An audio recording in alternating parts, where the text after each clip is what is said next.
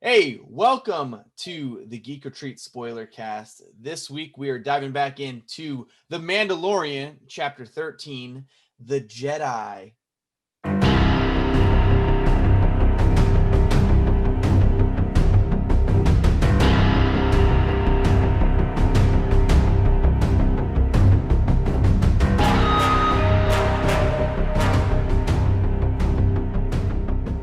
All right, episode 5, chapter 13, whatever you want to call it. The Jedi. Ladies and gentlemen, boys and girls, welcome to Star Wars. You called it. This episode I think you is called it last episode. everything that Star Wars needs to be and should be. It was, there's so much to talk about. So let's get right into some first impressions. Mick, I want to go to you. What did you think of the video? I thought it was pretty dope. It was a good episode. It's by far the best episode yet. Oh, yeah. And we got to see our first Jedi. Yo, Ahsoka right? Tano Yeah. doing her thing. Man, Man. I really enjoyed this episode. Yeah. That's my first impression. All of right. it. That's all we need to know. That's the impression. Man. Jason, I'm gonna go ahead and just on to step you. in here real quick. Let me just go ahead and step my toes right in between here real quick. I'm gonna start talking about this. Man, like I told you guys in the podcast, we were talking in the podcast about it a little bit, and I said that it took me a while to watch this episode because I kept rewinding it, and it took me a while to get past that first opening sequence with her. That was That was dope. awesome. Yo, Yeah, the and very the beginning. cinematography and like how they do her the lighting and then lights her and then like she fades away into the mist and the fog when Yep. when it turns it off. Yeah, like some Ghost of Tsushima shit. yeah. Dude, that was awesome, dude. It's I dope. think I got a new favorite Star Wars character, man. I definitely, and I actually even after this episode, I actually looked into her a little bit more because I'm interested in her She's awesome. character She's now. so She's awesome. freaking tight. I like Yeah, it. her whole character arc is amazing.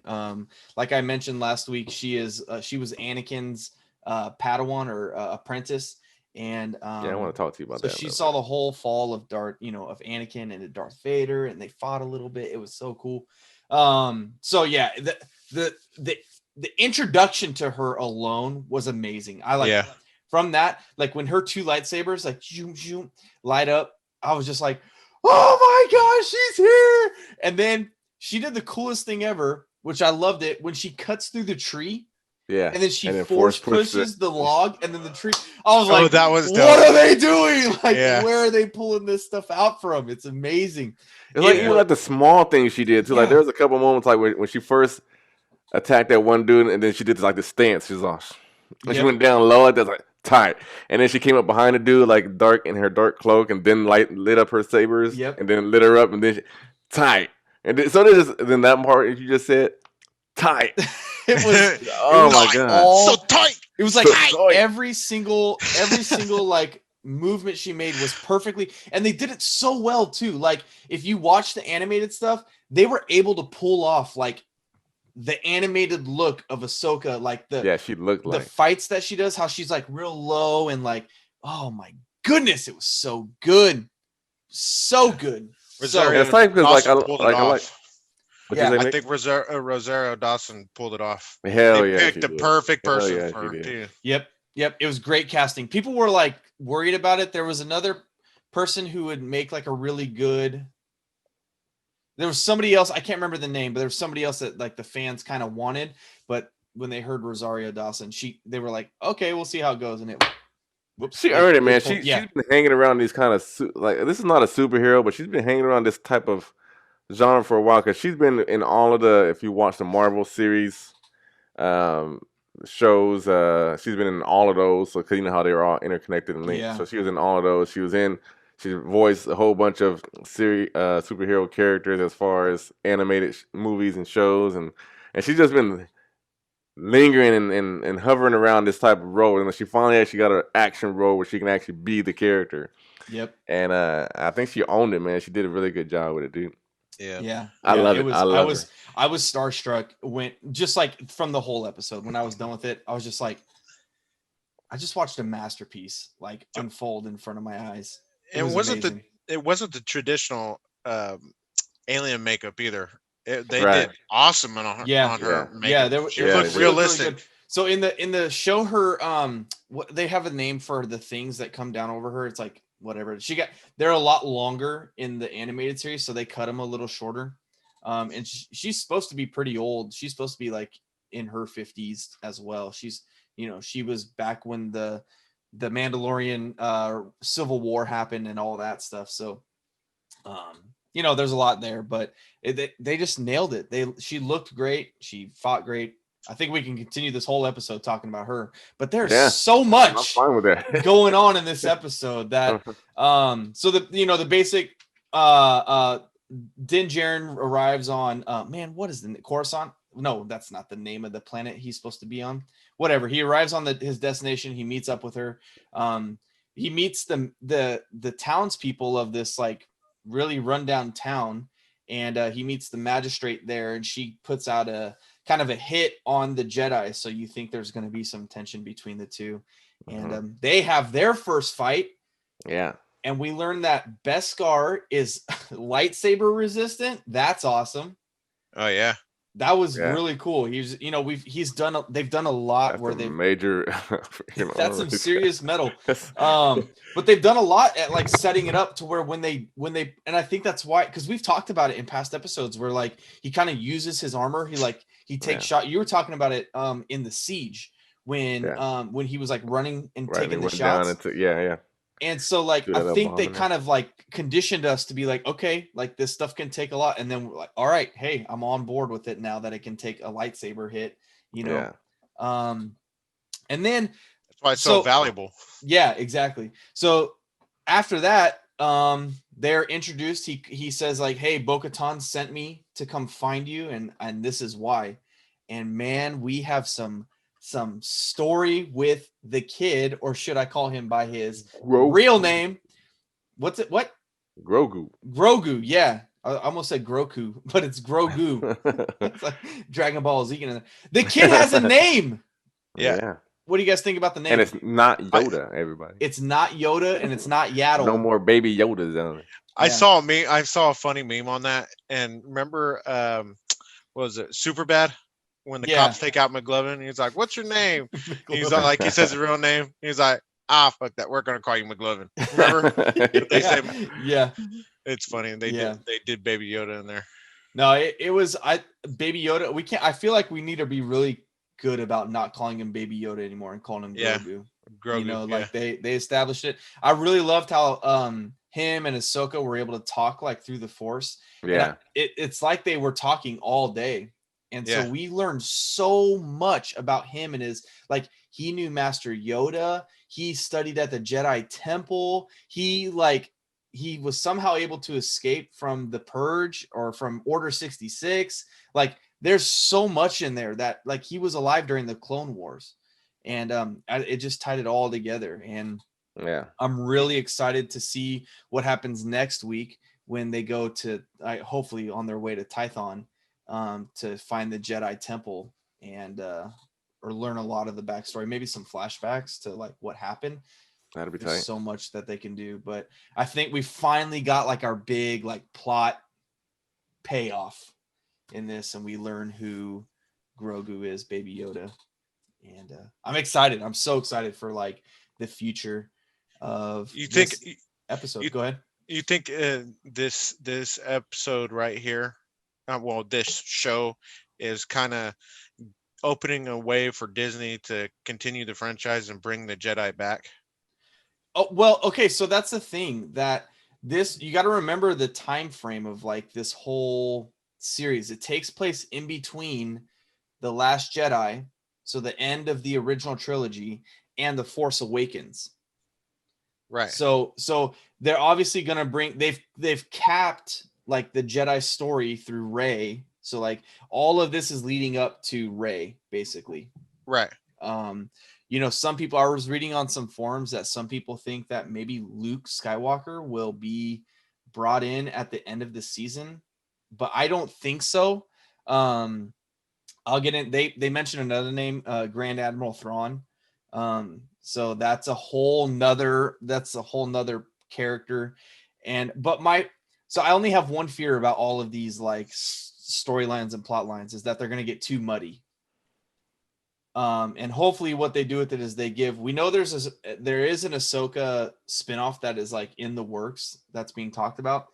So hopefully there's some like side stuff like, that doesn't muddle the Mandalorian story, because I think I want to stay focused on the Mandalorian, but I'm loving the content that we're getting in the plot devices that are getting pushed in. It's dope. So then we see Grogu and a little callback to like something they've also been setting up, the little ball on top of the lever in the Razor Crest that Grogu loves to hold on to, and so like he gets him to finally use his force powers to grab it, to like really pull it.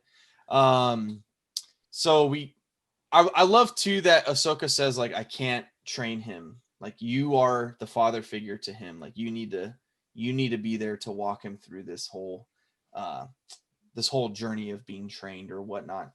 I like that they didn't try to like. I felt it would have been really weird to like split the Mandalorian and the kid up. Well, I thought she said she couldn't train him because she sensed something in him that was. Yeah, so that's a whole nother thing too. So she actually does a callback to Anakin Skywalker about how there's darkness in him, and you got to be careful with it. And that was the whole fear of, or like fear, like he had fear in him or something, something like that. Yeah. So basically what's going to happen, this is what's going to happen, is she told him to go to Tython to find one of the original Jedi temples there. So Tython is like the birthplace of the Force. Okay. Like in a very scaled down way, it's the birthplace of the Force. When he goes there and he stands on that monolith, he's basically going to send a beacon out in the Force. So every Force user, good or bad, light or dark, will know that there is another Force user in. And so I think they're going to kind of let fate decide like what happens with him. So I don't think he'll go to the dark side. But I don't know. What do you guys think about that? Having a dark Yoda around. I know he's not Yoda. That'd be crazy. I would don't know what else assume to call a species, Yeah, I would assume that he's just as powerful, or could be just as powerful as Yoda. I'd say it's in the cards to have it happen. That's why they talked about in the last episode when they had Dr. Pershing, he talked about the high M count, the high midichlorian count. And they they established midichlorians in the Phantom Menace when they told Anakin, like, you have a abnormally high midichlorian count. So they're saying the same thing about Grogu, that he could have a high midichlorian count too. So that means they're like strong in the Force. They're very strong in the Force is what that means. Gotcha. So then we kind of move on from there. Let me know if I'm skipping over anything. We kind of have the attack on the town. And then she comes back in epic fashion again. Yeah. She runs up to the big wall and gates with her sabers blaring. And then there's another tight part in there too, because her whole fight scenes is tight anyway.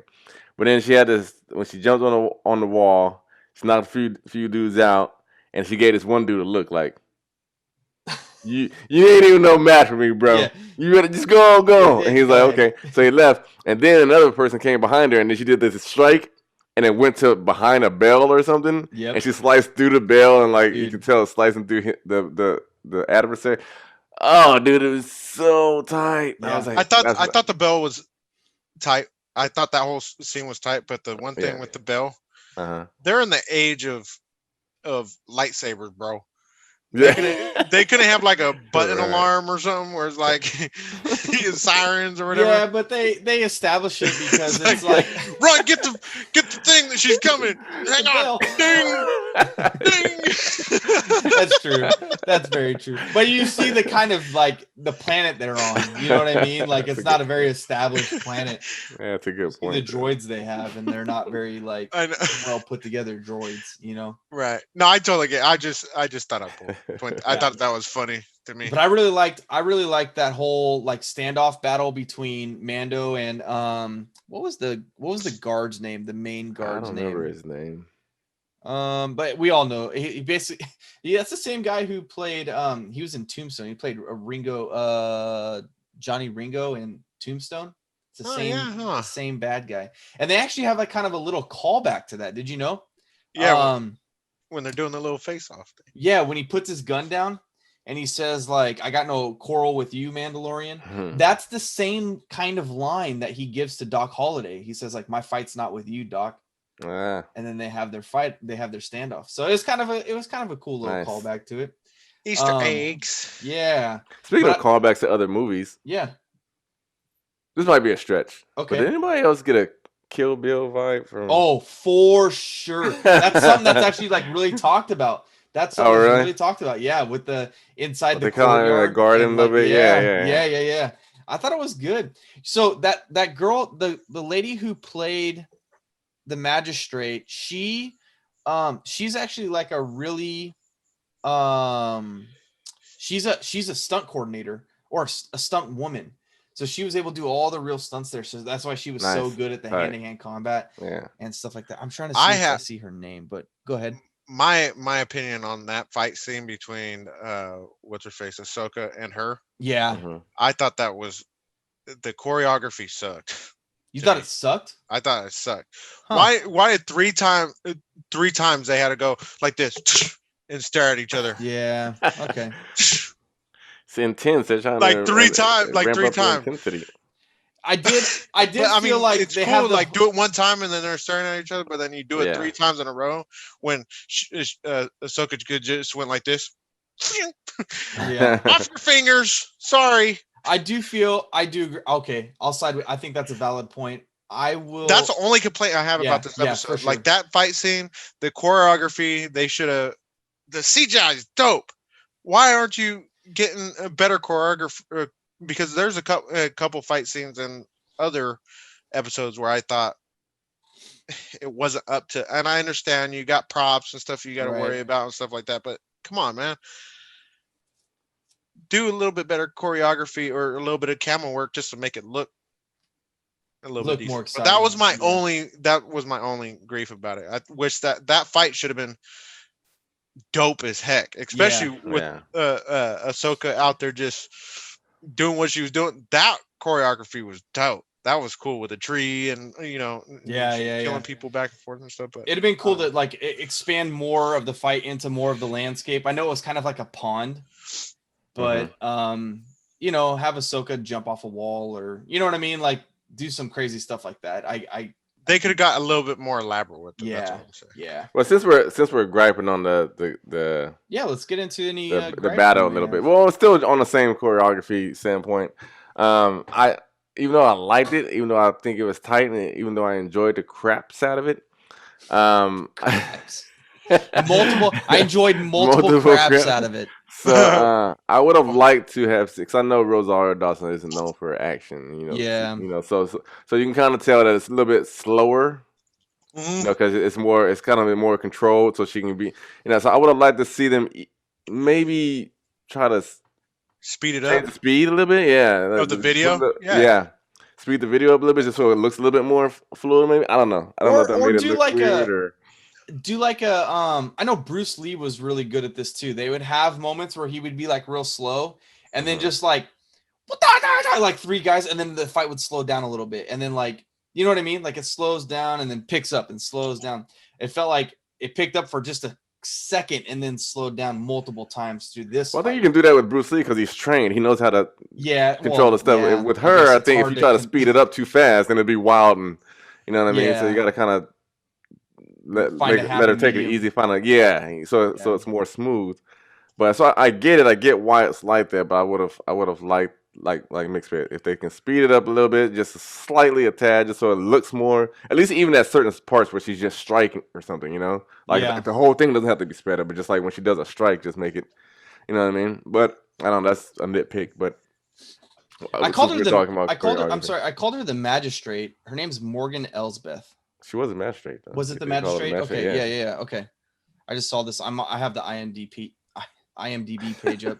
And I'm just looking through it. Yeah, they called her that. I think a couple times in the show. The magistrate. Yeah. And so that's pretty much it. We get the I don't. What happened after the fight? Nothing. She basically said, "Where's where's your master, your general, Admiral Thrawn, Grand Admiral Thrawn?" Right. And so we can get into Thrawn a little bit. So Thrawn is an amazing. Well, before you do, okay, just to kind of wrap up the episode, because then I guess she went back on her deal. Her and then Jaren made a deal about training that's Grogu, right, and yeah. then he was like, "Okay, he's at the ship. Let me go get him." Yeah. And then so she's like, damn it, how do I tell him? That's how I kind of got that vibe where she just let him leave and she's walking slowly back up to him. So and then so she basically that's when she tells him to go to the temple. Thing. Yeah, She's that's like I'm not gonna. I'm actually not gonna train him. And then so he was like, what? And then so that's how he was on his next mission. I really felt like when he went back to I was like, no, please don't let this be goodbye. You know what I mean? Because he was like, time to say goodbye, little buddy, and like. I was just like, no, come on, you can't break up the band. You know what I mean? Like we're so invested in this relationship, you can't break it up. And so I felt like they did they gave good tension because I thought that for a second that he was gonna give up Grogu to. I felt awe, but I took it a different way. I was thinking I was like, oh man, so she's not gonna be part of the team now. That's what I was thinking. I thought she was gonna be part of the team. If she's training them, that means she's around. That both of them, all three of them, are gonna be. Yeah. Oh man, that means she's not gonna. It sucks because I think she'll be around later on, but they are making an Ahsoka spinoff. So I think they're kind of like setting that up a little bit. That's gonna be kind of be a little bit touchy, right? Because then you're kind of like flirting with what's happening with the animated show, right? I mean, because the animated story show the animated show is gonna her story in the animated show is already finished, and it's way before the Clone Wars. Like, that's why it's called the Clone Wars. Okay. Yeah, this is what happened after. This is all after. So she's like way older and way more seasoned. Okay, gotcha. And so there's also she's not the only. So that's the thing that's why Thrawn was such a big name, because she is not the only Jedi that is in the universe right now. She's not the only Jedi. Is Thrawn a Jedi? So Thrawn is not a Jedi. He's not. I'm fairly certain he's not a Force user. He's just like really high ranking admiral. He's like a genius. And the reason he's big is because he explores. So like there's the known universe that they establish in Star Wars lore, and then there's the unknown region. Well, his race, the CHISS, are like experts in the unknown region. So he has been tasked to basically get a map of the unknown region.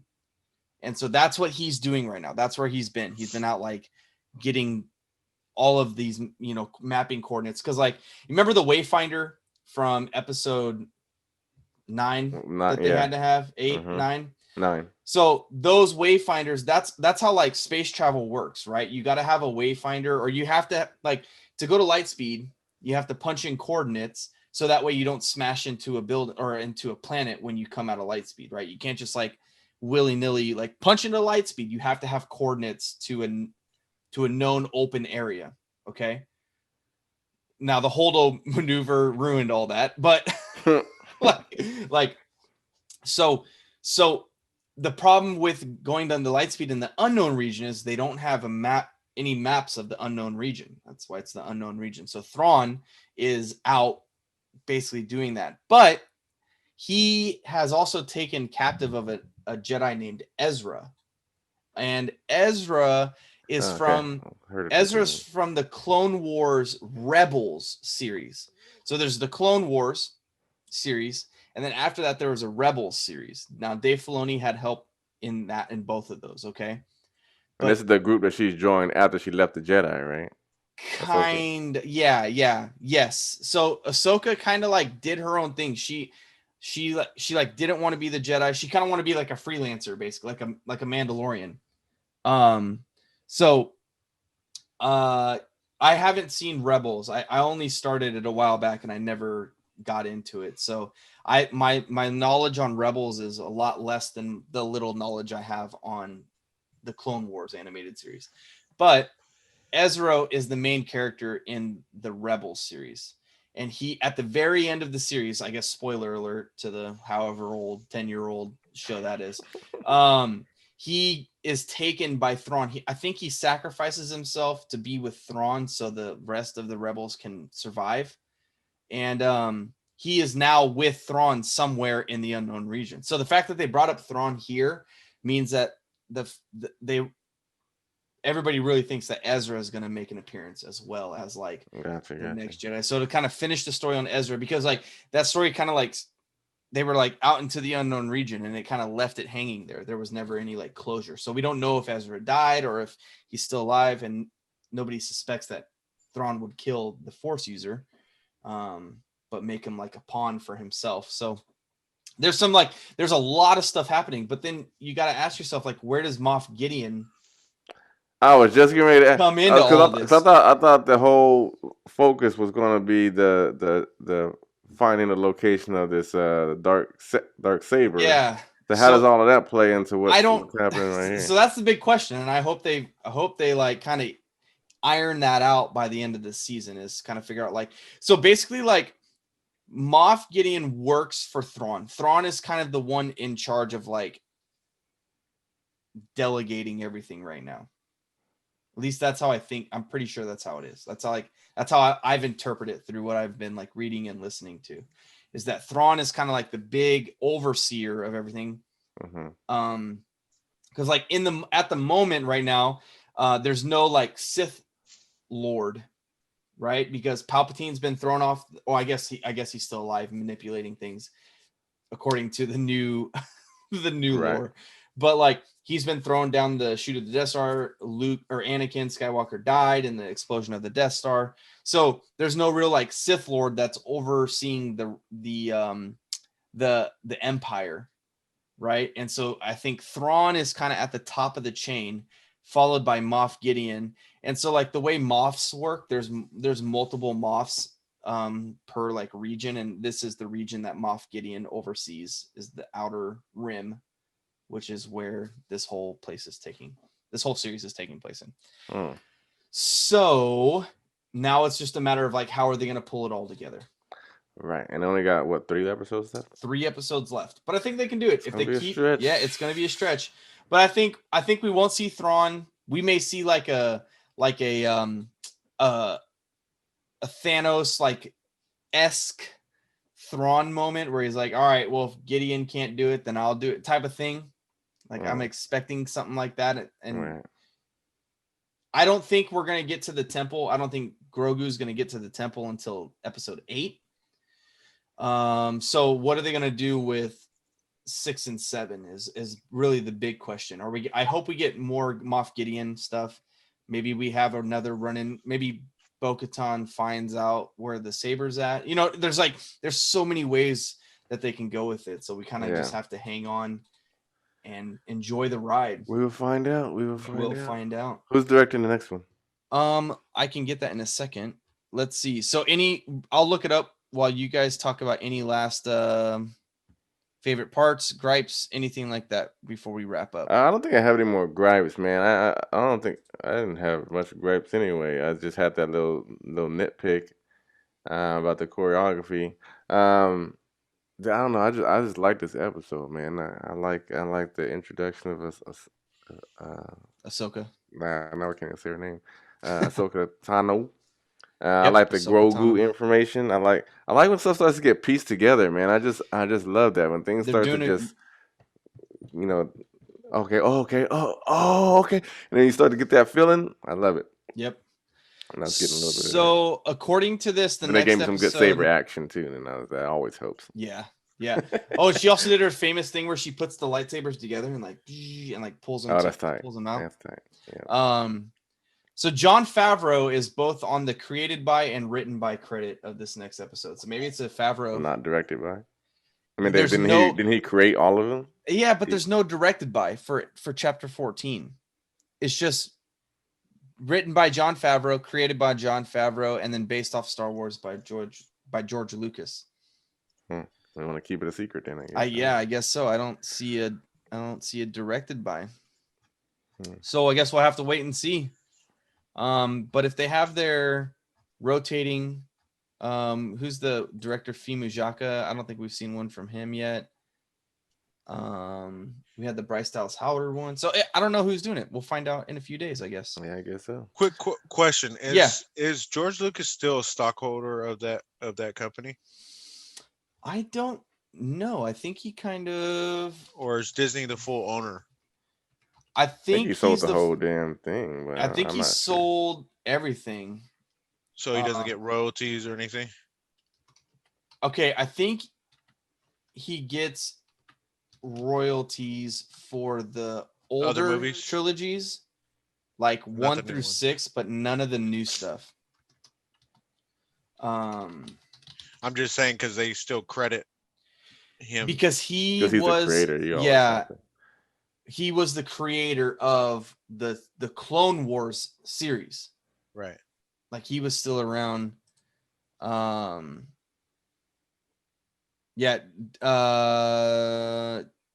it says he sold off his 2% stake in Disney for nearly $2 billion. Yeah. So I think he sold Lucasfilms, but I think Disney kind of like honors him in that way. And I know that him and George Filoni are really close. Dave Filoni. George Lucas and Dave Filoni are close. So I don't know. So yeah. Okay, cool. Let's get to some final greatest mother lover. Yeah, some final grades for it. Anybody want to go first? Mick? 10. A 10. Mick, you giving it a 10? Even though that one fight scene, the choreography was kind of shitty in my opinion, but I still give it a 10 because it was probably the best episode I've seen yet from The Mandalorian. I completely am behind you on this one. Were you going to 10 as well? I think I have to. I might go to 11. It was just such a good episode. I don't even know if I can. I don't even know if I can this go to many. 11. This many. This many. No, I think I give it a 10 as well. I gave the Bo-Katan episode a 10 too, and both of those episodes were like, this is Star Wars. This is real Star Wars. Not whatever we got in the movies, but we're not going to do that. This is what it is. So I am fully on board with a 10 for this episode. You know, I feel like I'm grading it harshly then. Now both of you guys giving it a 10. I definitely the best one so far to me. I want to say 9. I was originally saying 9.5, but the only reason because this was a really good episode. But however, I feel as though there's still a whole lot more that they have to offer, that they can give us and present to us. So I'm thinking that they have a lot more to give us. Then there's going to be a lot more better episodes. And so I think if I put it at a 10, then it's like I can't go beyond You're that. so afraid of like capping out. I'm so afraid of capping out. So I think even though this one gave me a lot of good stuff, that I don't feel like this is like the best that they could have given me. Okay. If that makes sense. So well, if they have more to give, then I'm fully excited for it. As you said, this is Star Wars. This is how Star Wars should be. So it's like, if this is, because this is just one isolated thing away from the story we've been kind of building up to, so to speak. You know what I mean? Yeah. So it's like, if this was off kilter from what's going on, then once you bring that together, it's going to be a whole hell of a lot better. If it's done right. I mean, if they're able to pull it off. But so I think it could be a whole lot better once everything ties together. But so I'm thinking about that 9.5. But I'm gonna just go ahead and just do a 9. I think this is a 9.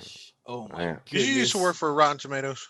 Yeah, what's wrong with you? Your algorithm is off, man. All right. Well, cool. So we got a 10, 10, 9. What do you think? Did you watch the episode? Did you love it? Did we cover everything that you wanted us to talk about? Let us know in the comments below. And I just want to say that my 9 is high. What I've been given 8s, 7, 8s. Yeah, Jason's 9 is like R10. It's basically R10. Me and Mick have lower standards. So 10. Give it all a 10. So okay, cool. Well, 50-100. Well, I just want to thank you guys for stopping by. Be sure to like the page, subscribe to our YouTube page. Go check out our podcast. Go check out our Let's Play series. And stay tuned every Monday for a new episode of the podcast. And maybe we'll do some watch parties of the Mandalorian when it drops on Fridays. Maybe. We don't know. Go to our Facebook page to find out. Facebook.com/The Geek Retreat Podcast. Anyway, I'm Steven. That's Mick. And that's Jason. And we will see you guys on the next episode. This is The Way. Ooh, did you guys see that?